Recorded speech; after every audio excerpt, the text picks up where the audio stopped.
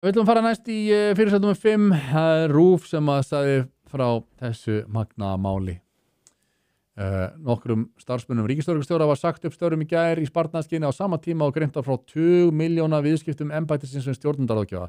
Það er nánar tiltekið 160 milljónir sem að ríkislögreglustjóri greiddi einni konu sem að hefur verið svona ráðgjafi Sigríðar núna í 5 ár. Hún er búin að basically fá 2,5 milljón á mánuði í 5 ár. Já. Og þetta er einhver mesta spillingar lykt sem ég hef fundið, sko. Og nota bene,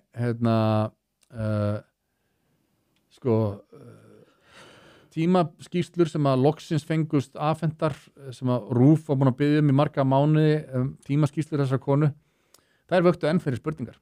Nánar eftirgrænslan hafði enda leitt í ljós að í tíð Sigríðar Bjarkar hjá lögreglustjóranum á höfuðborgarsvæðinu hafði það embætti sömuleiðis, hún var fyrst lögreglustjóri á höfuðborgarsvæðinu, svo var hún ríkislögreglustjóri.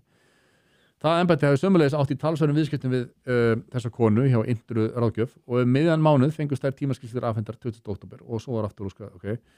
Í þeim reikningum var meðal annars að finna vinnu Þórunnar vegna neyðarflutningana svokölluðu þegar embætti flutti á Skúlagötu niður á Rauðarárstíg. Sú vinna, 320 klukkutímar, var innheimt á tímagjaldi 36.000 krónur á klukkutíman á nokkurs afsláttar. Og það vekti líka athygli þegar að skoða voru færslur í tímaskýrslunum hversu oft hún vísaði til húsgagnaverslunar Jysk. Minnst á fyrirtækið hátt í 20 sinnum á tæplega 2 ára tímabili. Allt sem lið í vinnu Þórunnar fyrir embætti ríkislögreglustjóra. Og þetta er nefnilega áhugavert. Gögnin sem að fréttastofa fékk afhent sýndi svo ekki var umvilst að viðskipti ríkislögreglustjóra við Jysk margfölduðust á þessum tíma. Þetta eru alls 130 reikningar og hvað haldiði? Jysk er dótturfélag Lagerinn Æsland sem á einni húsgagnaverslunina Ylfu en forstjóri þess félags og stjórnarformaður Jysk er Þórarinn Ingi Ólafsson sem er eiginmaður Þórunnar þessarar hjá Indru ráðgjöf. Og þetta er sko þessi, já, bara við Jysk var bara með ódýrustu verðin og svona samt kemur í ljós að það er eiginlega engin viðskipti við Jysk hjá lögregluembættunum nema bara hjá þessari konu sko. Hvað er hún að kaupa í Jysk? Sem búnað og eitthvað, ég veit ekki. Já, bara til að geta, ok, tökum spillingana út úr þessu máli og fjölskyldu tengingar og svona. Er það að ríkislögreglustjóri þurfa að eyða 160 milljónir til að fá okkur ráðgjöf hvernig á að stjórna? Því það kannski að hún sé bara ekki nógu góð stjórnandi. Nákvæmlega. Þú veist. Er ekki verið að greiða henni fyrir að vera þessi stjórnandi? Já, ég skil þetta ekki. Og hún sé ekki álega nægilega góða laun til þess, en þá bara borgar hún ráðgjafa 2,5 milljónir á mánuði til þess að vinna vinnuna sína. Já, þetta er eitthvað rosalasta dæmi sem ég sé sko. Þetta er það og viðtalið við Sigríði Björk á RÚV í gær var eiginlega bara brandari, svo ekki sem er að sagt. Og ég sá eitt góðan Facebook-þráð sem að ávarpaði það eftir þetta viðtal held ég að örgla verið. Já. Þessi Sigurjón Þórðarsson segir Úlfar, það er þetta Úlfar sem var lögreglustjórinn á Suðurnesjum, hann var rekinn úr starfi lögreglustjóra fyrir að vinna vinnuna sína og láta vonlausa alþingismenn vita hvað þeir þurftu að gera svo hann geti unni vinnuna sína skilvirkara. Helgi Magnús, hann var rekinn úr starfi vararíkissaksóknara fyrir að láta vonlausa alþingismenn vita hvað þeir þurftu að gera svo hann geti unni vinnuna sína án þess að eiga hættu að vera hreinlega drepinn af fárveikum ofbeldismanni. Og þessi kona sem ávallt hefur fyllt fnykur af óhæfi, hroka og hreinlega óvirkni í starfi, ver nýjasta afrek sitt í beinni og gefur lögreglumönnum og skattgreiðendum puttan enn eina ferðina og verður líklega hampað sem hetju áfram, væntanlega því að hún er ekkert mikið í því að ýfa fjæðri ráðamanna og af pólitískara réttara kyni en hinnir. Þetta er þessi góði punktar, sko. Hún alltaf, það er verið að skera niður hjá ríkislögreglustjóra á sama tíma og hún er að eyða þessum milljónum í ráð. Þetta er ekki smá peningur. 2,5 ár á mánuði í 5 ár. Já. Og það er alltaf verið að segja fólki og þá kemur hún að það í RÚV og segir eitthvað, já sko, málið er að ríkislögreglustjóri er öðru sér embætti, við vinnum, þetta er svona eins og harmonika, stundum þarf að blása út og stundum þarf að draga saman og og við vorum með svo marga í Grindavíkur málunu að nú þurfum að segja þeim upp, þú veist, og það er ekkert aðtugavert við þetta bara, og hún var ekki spurð neinna gagnrýnna spurninga. Jóhanna Vigdís var með hana þarna í rúfsettinu í gær og þær stöllur fór bara vel á með þeim og af því að ríkislögreglustjóri sagði að það væri ekkert aðtugavert við þetta, þá var það bara tekið gott og gilt. Og væri þið til broadcast að borga mér 500 kall á mánuði fyrir svona tækni ráðgjafa sem ég gæti alltaf verið bara með á línunni, hvað væri best að gera og... Já, Ingimar minn, það alveg sjálfsagt að greiða þér það ef við komumst á fjárlög ríkisins. Já, það var ekkert mál. Já. Þetta svo grillað maður. Látum skattgreiðendur borga.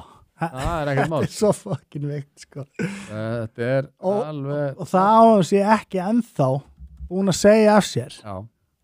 Já, ykkur að óan sé bara hreinlega búin að rekana. Já, meikar engan sens. Já. Hvað segir Einar Stenginsson? Hann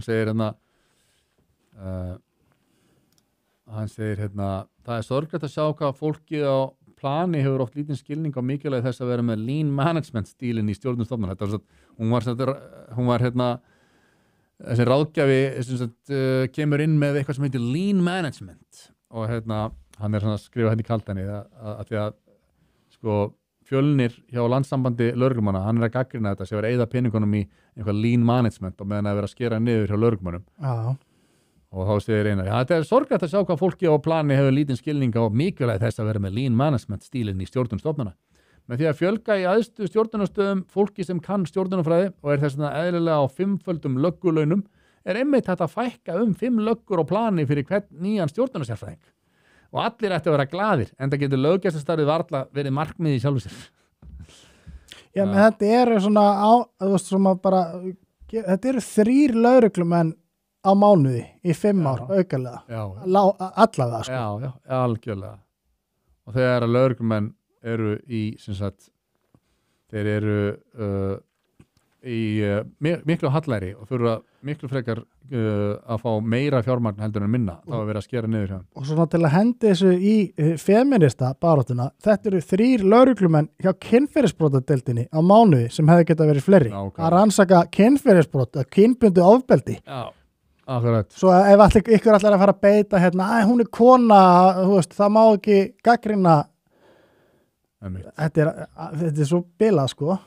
Þarna er eins og þú segir, það er ekki neitt búin að segja að sér og samt vitum við að bara þú veist, í öllum heilbrigðum lýðræðisríkjum þá væri það komið núna strax bara einhver mannes og sko notabenni, þegar að RÚV fór að pressa og fá þessi gögn og svona núna daginn að 2 dögum eftir að þeir fór að herja á einhverja tímaskýslur að þá allt í hennu var ákveðið að þessi kona ekki lengur verktaki heldur hún ráðin tímabundi í fullt starf hjá ríkislögreglustjóra af því að það myndi spara embættinu pening.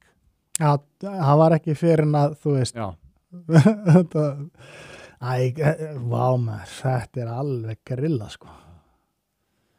En dómsmálaráðherra ætlar að heyra í Sigríði Björk og sagði það í viðtölum, ég ætla bara að heyra í henni og spjalla með hann og fá betri mynd af þessu. Hún á bara að láta rannsaka þetta. Hún á bara að segja, ég ætla ekki að tala við Sigríði Björk, ég er bara að læta rannsaka þetta mál. Já. Og Sigríði Björk fyrir bara í leyfi á meðan þangað til að það búið að niðurstuðu hvort þetta sé sóðalegt eða ekki, sem að öllum er ljóst, það er mjög sóðalegt.